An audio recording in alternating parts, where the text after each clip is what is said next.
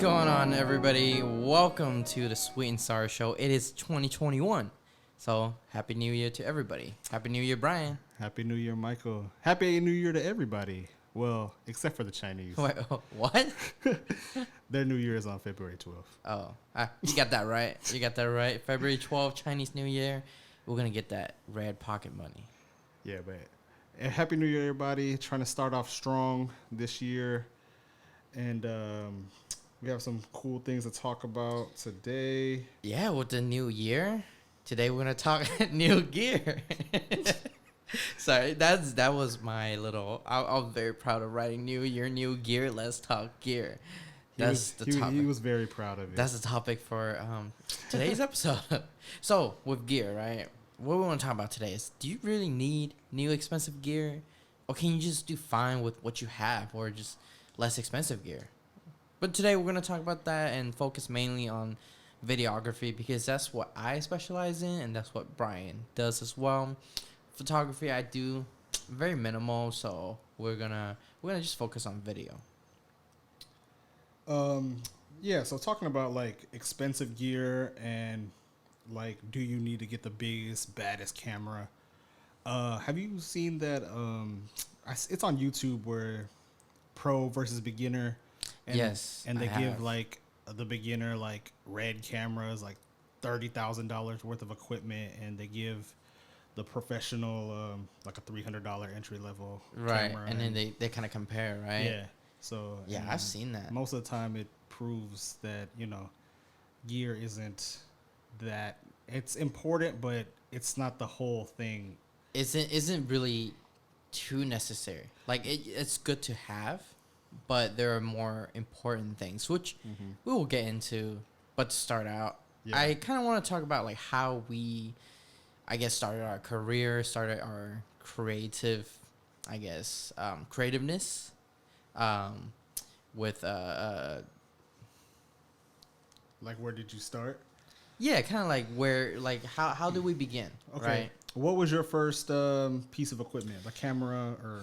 So when I started out, I actually had a T3i, but when I had a T3i, I barely used it. I just wanted a DSLR. I never really played with it until I got serious, maybe like I'd say 6-7 years ago, and then that's when I switched to a 70D. And so the 70D was kind of where I started with my vlogs. I started with a lot of my food videos, and kind of how I started with doing professional work. Okay.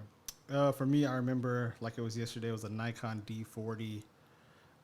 Nikon. I bought because I started mostly Ain't nobody like, want Nikon. because I was like, oh man, I want to be a street photographer. Like, cause I used to go to the Philippines every year. Yeah. I'm like, oh, like man, like I always see like cool like little posts, like man, that could be me. So Right. I bought a Nikon D40 off a friend in high school, $300, and Nice.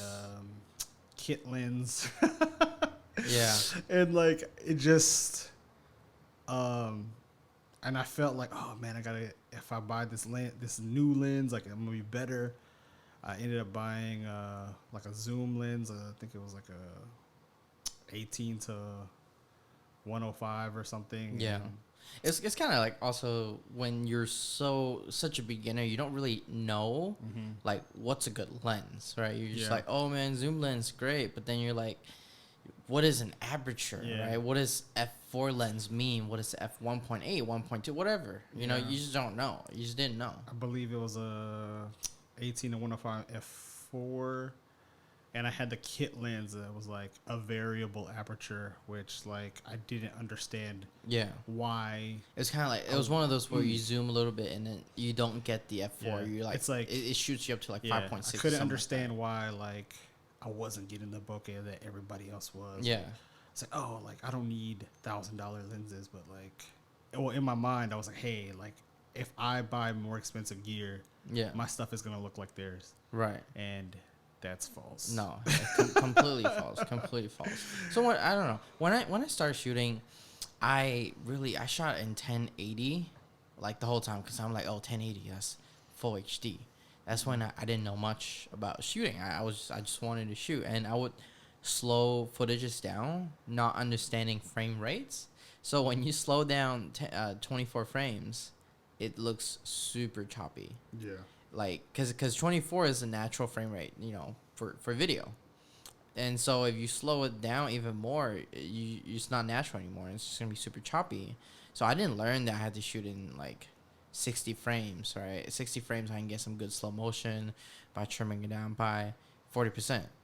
And so back then, after I learned that, I will actually shoot 720 60 a lot. And this was like 3 years ago. I was giving people 720 quality videos because that was what I had to work with.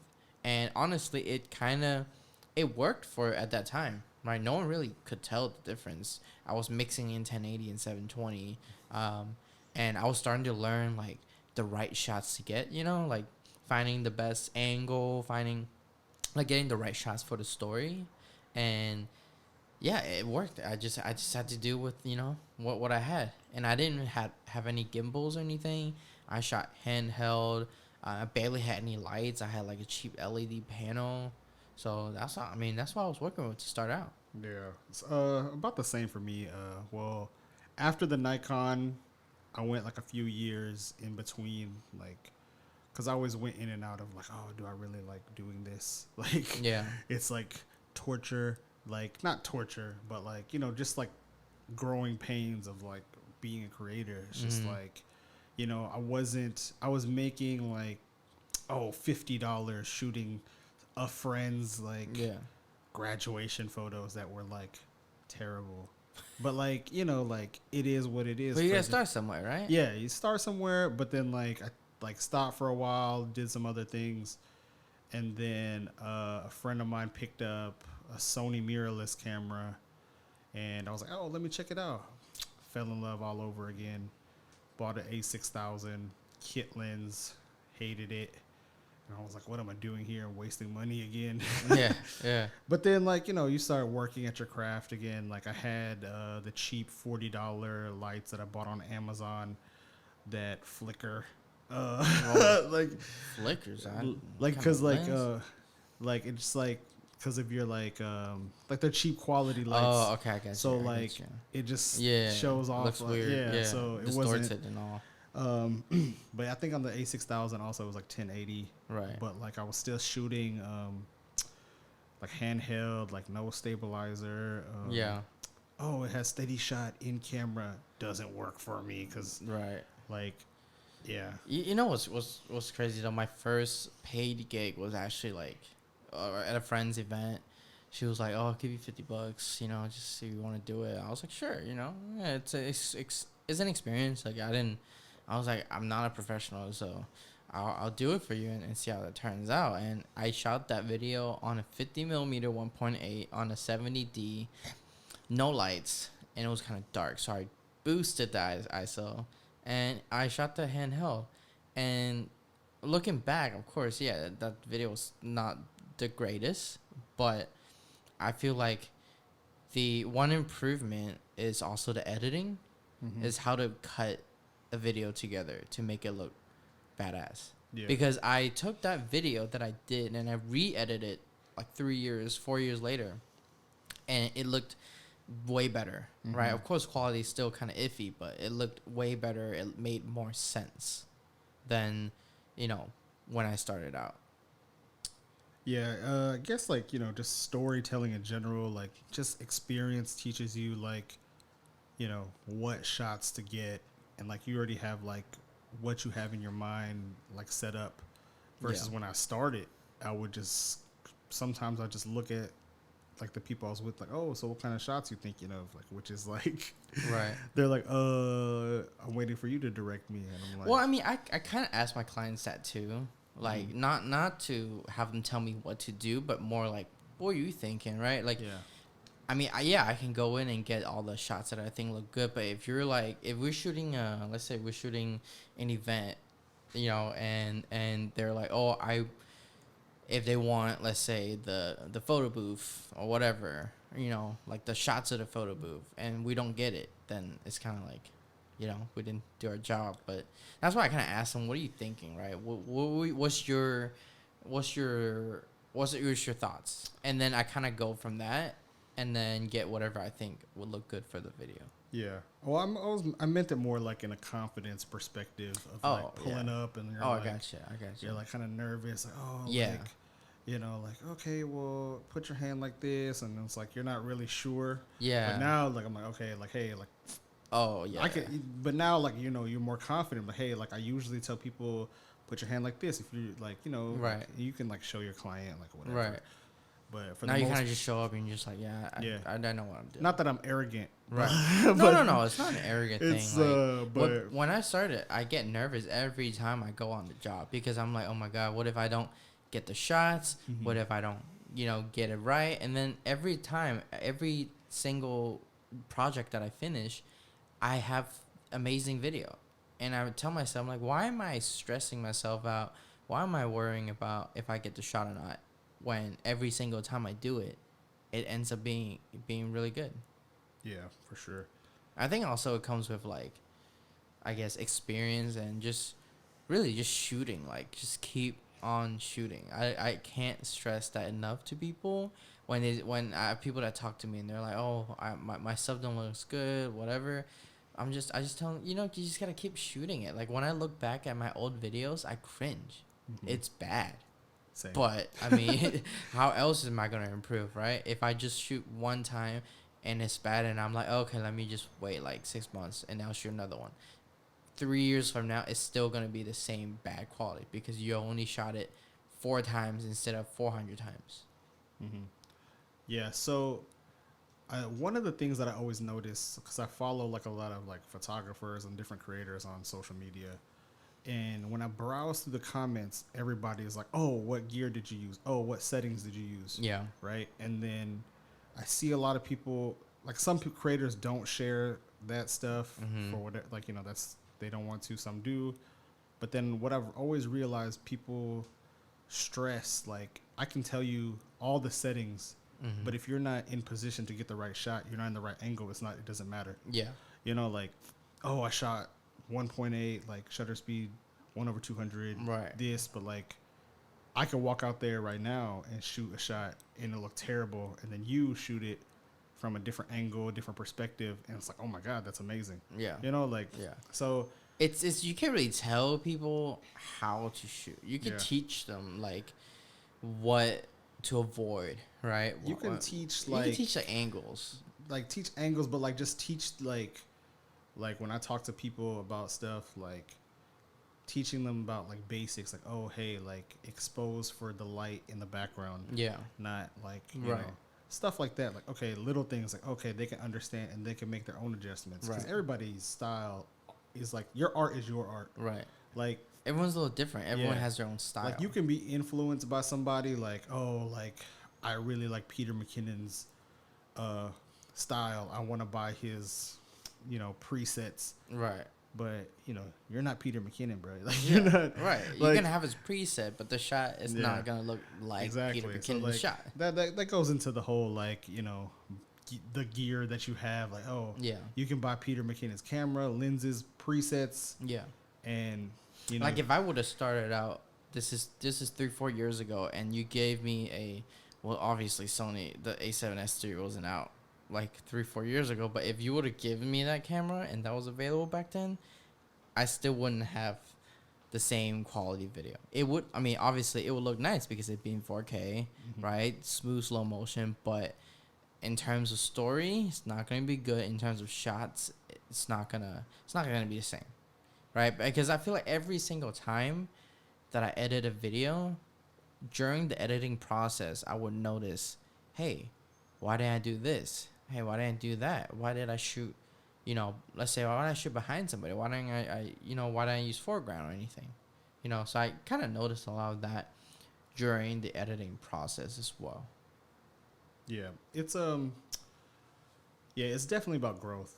Like, you have to be able to learn to expand and push yourself.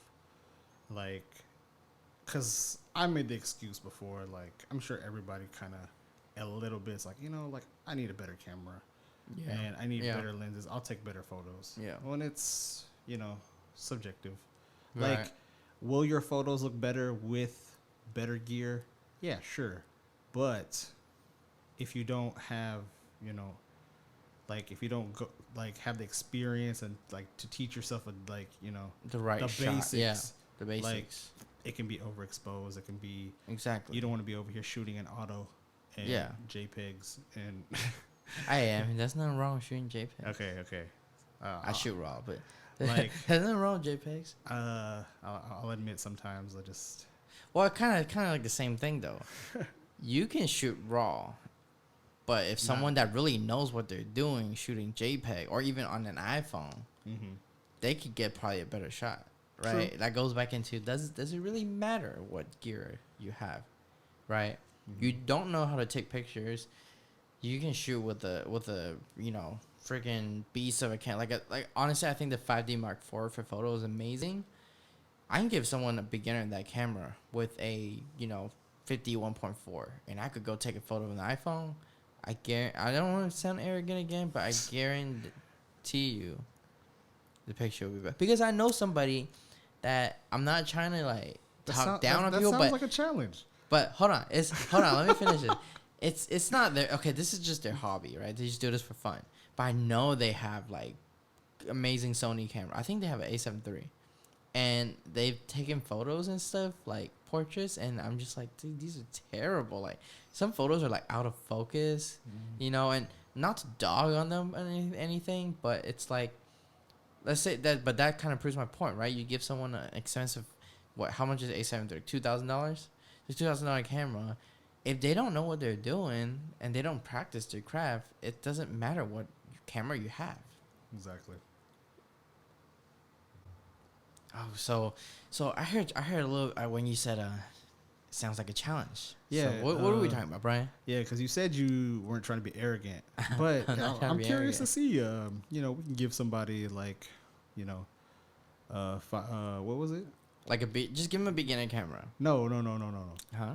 You said Canon Mark. I mean, give him a professional, like a really good camera. Okay, Mark IV. Yeah. 51.4. Yeah. And you have a cell phone. Yeah. And you said you will outduel them. Yeah. Okay. We're talking videos though. Videos. I'm a videographer. Okay. I mean, I'm not that great at photos. It's because I feel like videos. No video. Okay, I will set them up on my A7S III on my RS2, and I will use my iPhone. I need a gimbal though. I want at least if we're gonna do gimbal versus gimbal.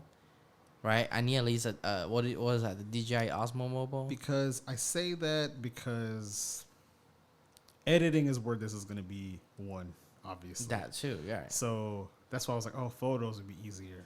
You still gotta edit the photo. Yeah, that's different though. Like video editing and photo editing is. Nah, we can do video. We can do video. Let's do video.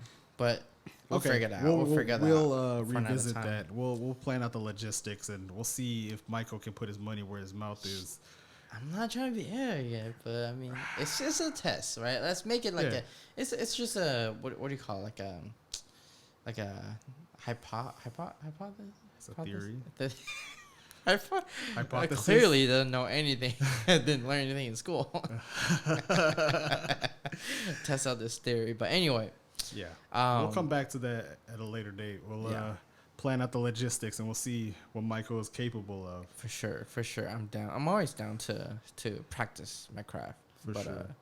Yeah. So since we talked about gear and what we started out with, let's see what we have right now. Right, as professionals, this is my 4 year in. So. I started out, like I said, with a T3i. I moved on to a 70D. That's when I started out being like a semi-pro. Moved on and got a 5D Mark IV and pretty much have been using the Mark IV for the longest. And I recently purchased the new Sony A7S III. And as far as gimbal-wise, I went from handheld to the Moza Air to the DJI Ronin S to now the RS2. Now, I just want to explain real quick why I upgraded even from a 5D Mark IV, because that was an amazing camera itself, and I still love it to this day. But the reason I moved to the A7S III is because I wanted a mirrorless camera. My load was very heavy. The Mark IV was kind of big. I had a 2470 on, and I just wanted a lighter load because I shoot a lot of stuff on a go. And A7S3 obviously is lighter. It's mirrorless. And on top of that, it shoots 4K 60. It shoots 4K 120, 1080 120. Like, I'm a big slow motion guy. So I love, like, shooting in slow motion. So that was one of the reasons why I switched to Sony. And as far as gimbal wise, I didn't really need to buy a new gimbal, but the RS2 just was so nice. I watched hundreds of videos on it, and I'm like, I have to get this. So yeah, as far as new gear, didn't really need the RS2, but I had to do it. It's funny that the years that I've known Michael, he swore on his life he would never switch to Sony because Sony, he hated it. No one needs to know I have a Canon tattoo on my arm, but that's how much he loved it. I used to be like, Michael, you need to try Sony, the videos. it's different. See, no, listen, I would have bought the R5, the mirrorless, the Canon mirrorless, if they didn't market it so terribly and didn't make it so bad. Like, 8K, sure, it sounds great, but am I really shooting 8K? Because I don't have the computer to edit 8K, first of all. And second, I just feel like if I'm spending that same amount of money as I would on the A7S III, why are there limitations on, oh, you can only shoot 15 minutes or before it overheats, right? So, yeah, I still like Canon. I mean, don't get me wrong. I'm not, leaving the Canon family. Because we had this issue a few times where we would shoot like a wedding or a project together, and he would, I would get a bunch of texts like, oh man, the colors don't match. I have to color grade this. I mean, it does. I mean, it's facts. It's facts. And Canon colors do look a lot nicer, though. To be honest, that's for another day, sir. But, that's a fact. But I'm glad he switched. It's efficient. It's efficient now because I have to spend the money and Brian doesn't. That is true. That is also true. But the 5D Mark IV is for sale if anybody's listening and would like to buy a 5D Mark IV. They don't want it, Michael. It's amazing. If you're a photographer too. Everybody's buying Sony, my guy. No. Sony's the future. Thank you. End of story. Canon is not dead. You're a little crazy to think that. But anyway, what about you, Brian? What have you, what do you have? For me personally, I know you just got a new thing, so. I haven't upgraded as often as Michael. It's not that often. It's not that often. He had a long list there. But no, T3i, I bought it when I started college, which was like 2009. That was, 11 years ago. Wait, no. Is it 12? 11? I can't do math. 11 years, 12 years. Jesus. and if you remember, this guy's an accountant. Former accountant. Oh, that's why it's former accountant. No, as an accountant, I had software. So, okay, I didn't need to do math on top of my head. I just put the number in. Okay, accounting is not math. It is math, but it's more of knowing where to code stuff. It's more different. like what, data input? I would say that and knowing like where to code stuff. Okay. But that's not, this show is not the accounting. Okay. Sweet and sour accounting project, but yeah, so like I said before, I started Nikon, then got a mirrorless A6000. From there, 4K was like kind of like the hot topic at the moment when I was like, oh man, like I wish my 6000 could do a little bit more. Then I got another crop sensor, A6500. Then when the A7 III came out, full frame, I was like, you know what? Let me take a chance on this one because all the reviews, it's the best bang for the buck, full frame. I love it personally. And for now, for me, it works great. Obviously, A7S III is a dream, but since Michael has it, I can just ask him to shoot it for me, and I just break him off a little bit. Maybe.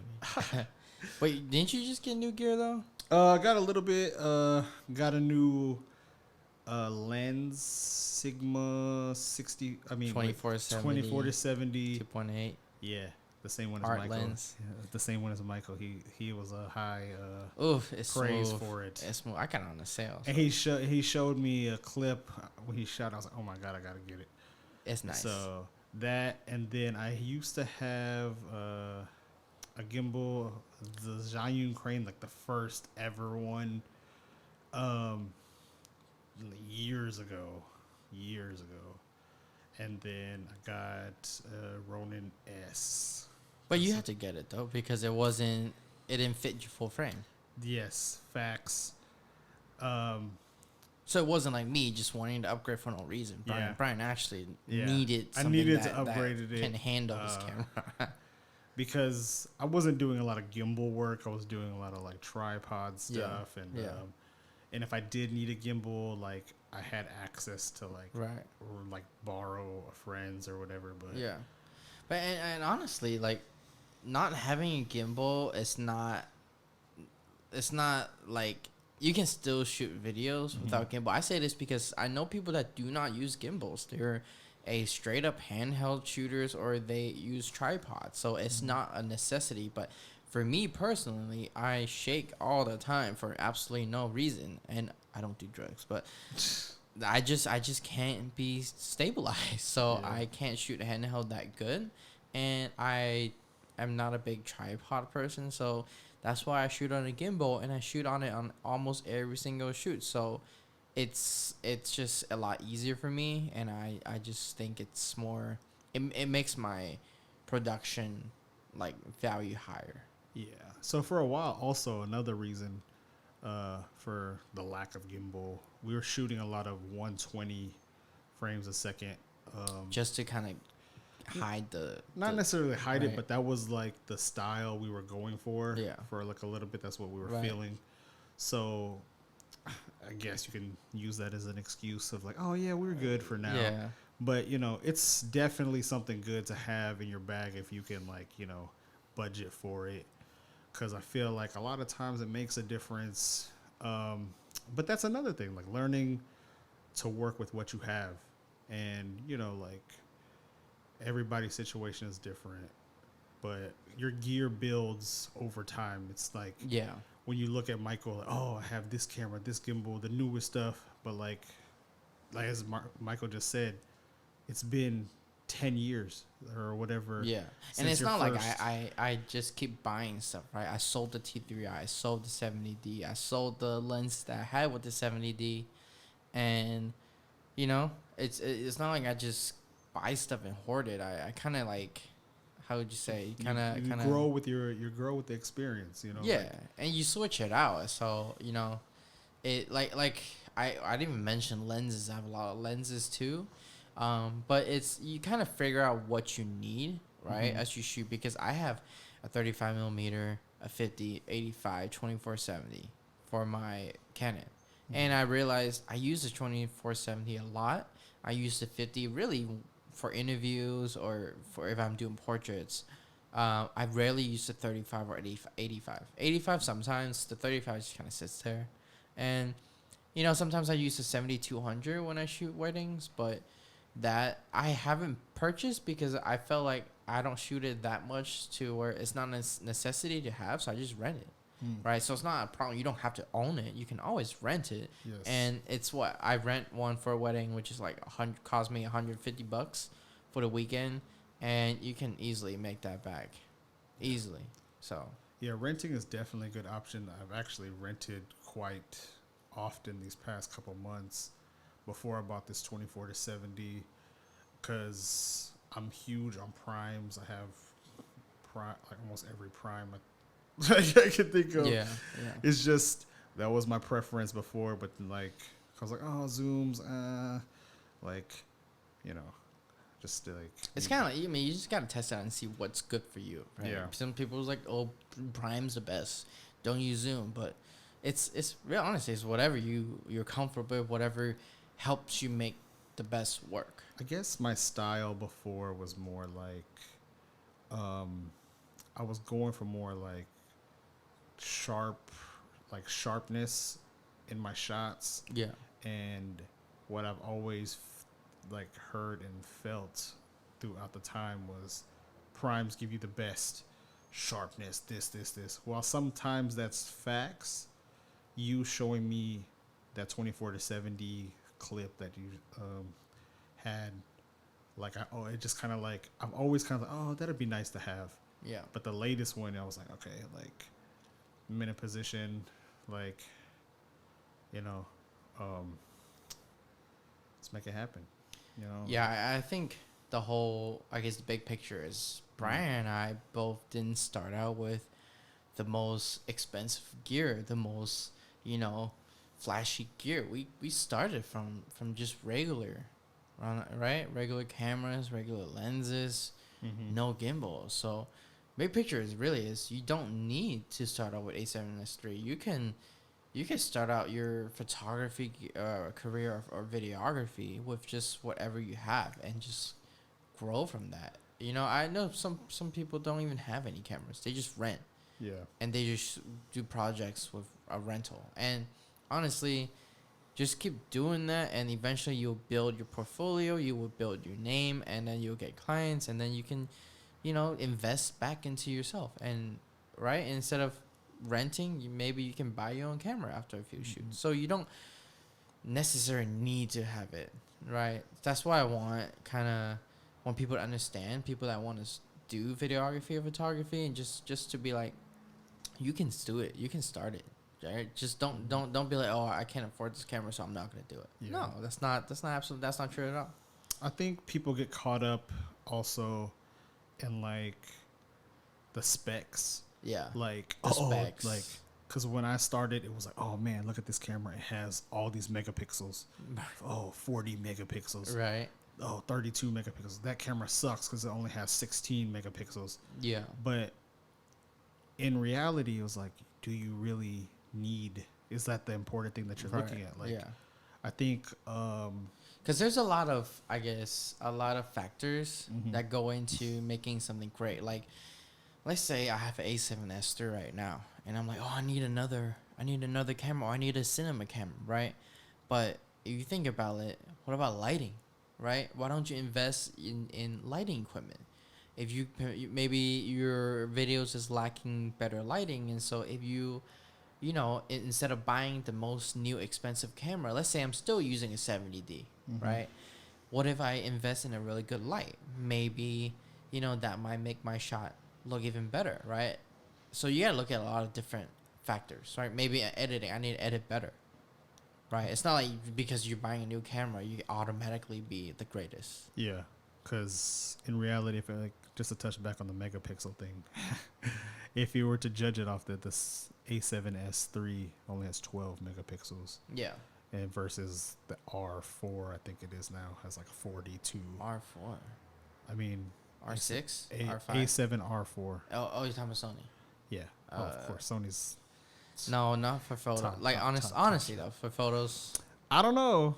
Okay. I'm not saying. For me, Sony is a great video camera. I think Canon, because of the history of being photo cameras, they didn't invest as much, into making the video part as good as Sony has. That's why the A7S III only has 12, because it focused a lot more on making the video part. That's why video people are switching, like me, because the video is a lot better. And like the R5, the photos are amazing. I have no photographers that bought the A7S III and they sold it to get the R5 because they just need it for photos. They don't care about the video. Yeah, for sure. So, but yeah, just to touch on the specs, like being too obsessed, like oh, this lens is 1.8 versus 2.8. Like, save yourself a few dollars, learn, practice your craft. Like, you can rent it. It's just, don't get so locked in on, oh man, like I really need to buy this lens now. But the current gear you have can easily get you to a different level. Just making excuses like, oh, if I buy this, we'll be better instantly. For sure.